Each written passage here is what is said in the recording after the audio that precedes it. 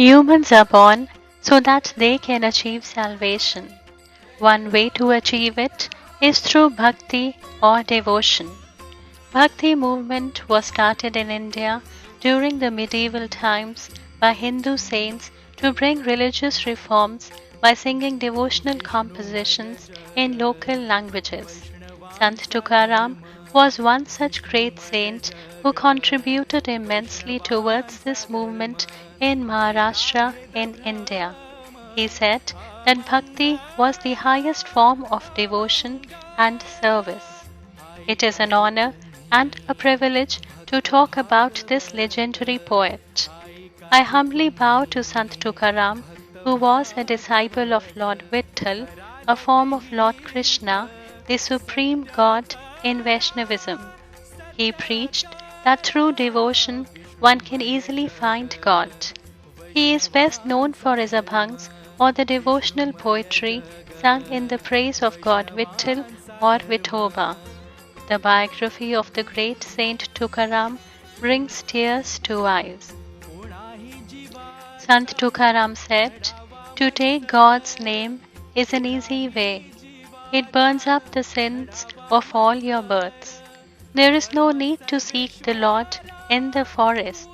He comes willingly to you." Tukaram was born in a village named Dehu near Pune in Maharashtra in the 17th century. He was also known as Jagadguru, Tukhoba, Tukhobarya, and Sant Shrestha. His family owned a retailing and money lending business and were also engaged in agriculture and trade. His parents were devotees of Lord Vitthal.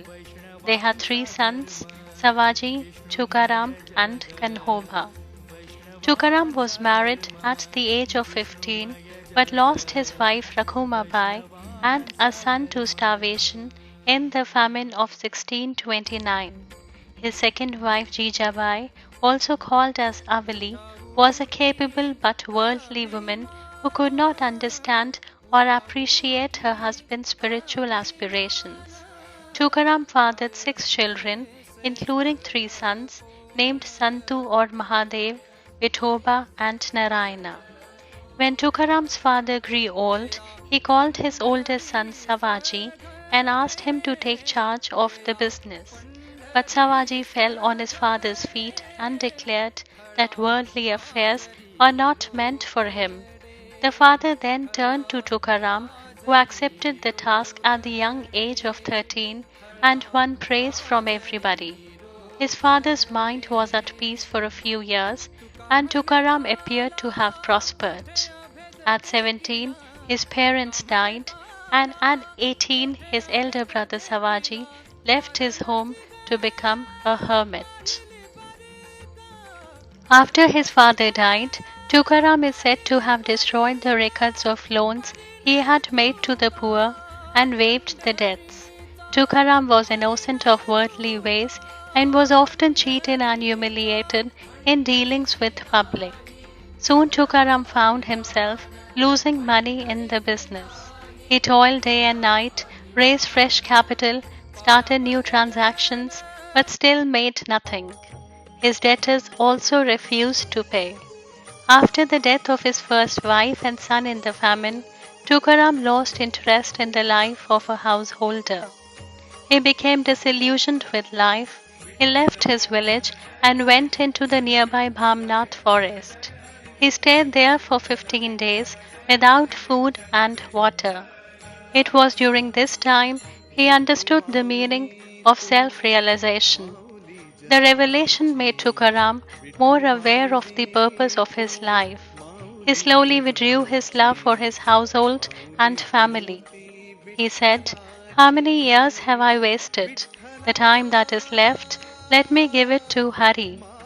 Reflecting this, he closed his eyes and cried, "Hari, O Lord, can I behold thee? How shall I deal with the world?" So crying, he closed his eyes and held the image of Pandurang for 7 days. The silence was eventually broken by a revelation in which formless Vithoba appeared unto him. After this incident, he reconstructed a temple that was in ruins and began to spend his days and nights performing bhajans and kirtans. Tukaram spent much of his time in contemplation and study of the works of Gyaneshwar, Namdev, and Eknath, who were famous saints of his native land. He received spiritual guidance from Guru Raghav Chaitanya in a dream. His mind was now steadfast with total surrender.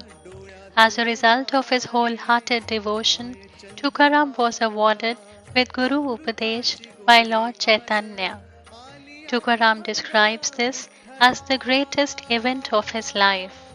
Tukaram added that he was blessed and advised to do japa of Jai Jai Ram Krishna Hari, Jai Jai Ram Krishna Hari. At this, Tukaram's joy knew no bounds. Tukaram began to spend his life more and more in devotional practices. Whenever Tukaram performed kirtans, people flocked in large numbers and had great reverence for Tukaram. The spirit of poetry took place in a dream in which Namdev, in the company of Hari, appeared to Tukaram. It was during 13th century that Namdev Maharaj had vowed to write 100,000 abhangs for Lord Vitthal, but before he could finish his task, he passed away. Tukaram was asked to finish this task by Lord Hari and Namdev. Many miraculous events occurred during Tukaram's life. Once he was performing bhajans in the village of Lohagaon when a Brahmin came to him. His only child died back home.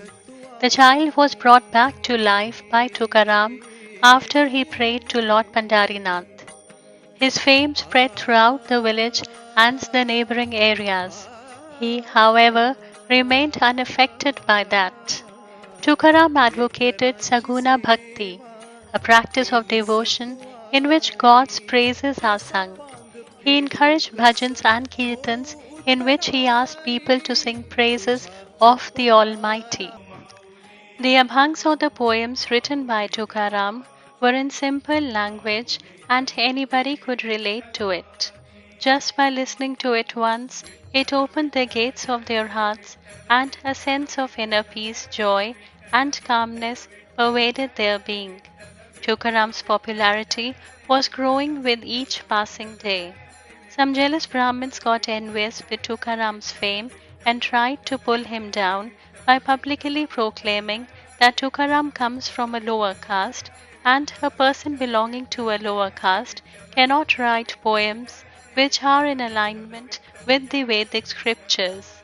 They also claimed that Tukaram wrote in Marathi and not in Sanskrit. According to legend, it is said that the local Brahmins compelled him to throw the manuscripts of his poems into the river Indrayani and taunted him with the observation that if he were a true devotee of God, the manuscripts would reappear. This left Tukaram heartbroken. Tukaram then commenced a fast unto death, invoking the name of God. And after 13 days of his fast, the goddess of Indrayani river appeared and gave all the manuscripts back to Tukaram. Such was the glory of Tukaram.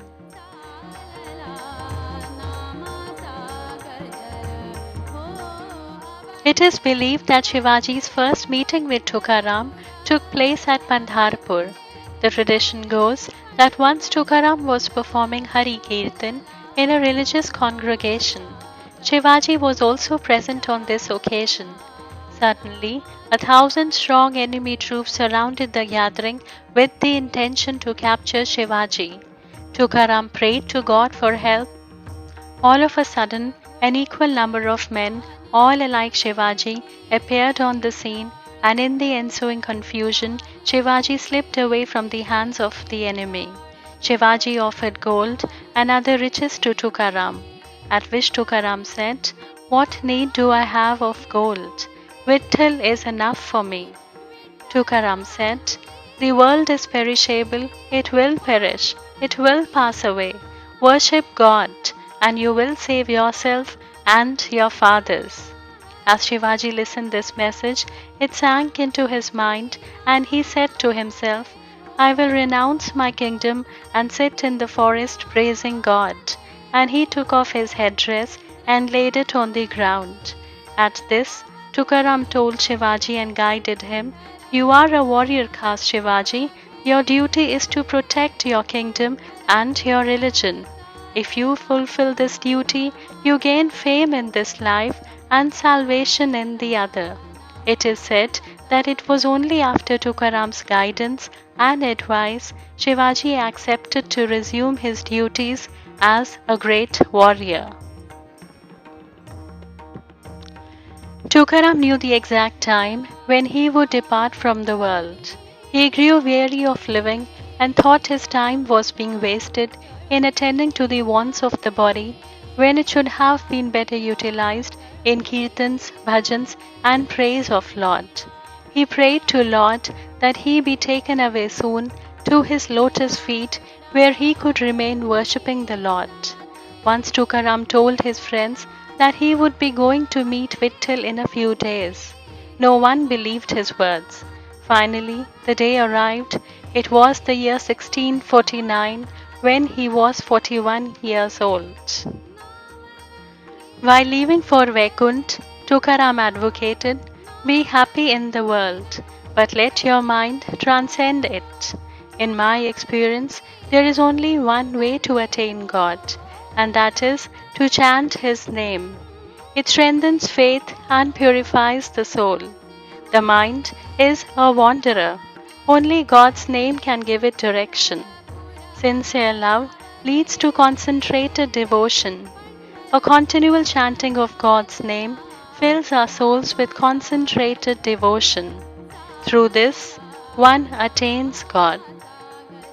Thus passed away one of the greatest saints of Maharashtra with God's name on his lips. It is believed that Lord Vishnu sent his own chariot to take Tukaram to his abode.